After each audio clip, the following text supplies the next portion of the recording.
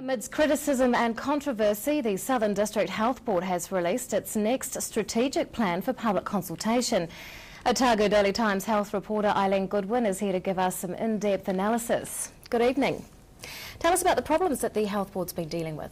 The Health Board has been in deficit for years, and it covers a massive area, of course, the whole of Otago and Southland. There's many people who say that it is underfunded for that area under the population-based funding formula, but that argument hasn't cut any ice with the government.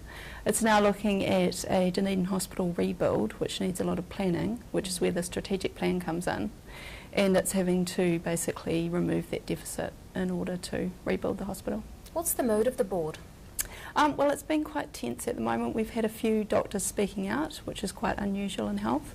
There's also a new health minister, Dr. Jonathan Coleman, so a little bit of a sense that there's a new broom in health and a new start.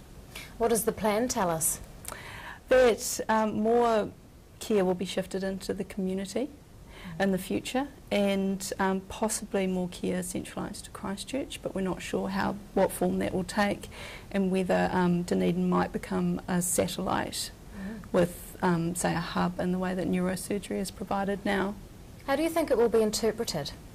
Well, it could be interpreted in a number of ways because it's strategic. There's not a lot of detail. And so some people are concerned about it, others aren't, and the board is saying, well, just give us the feedback and we'll take it from there.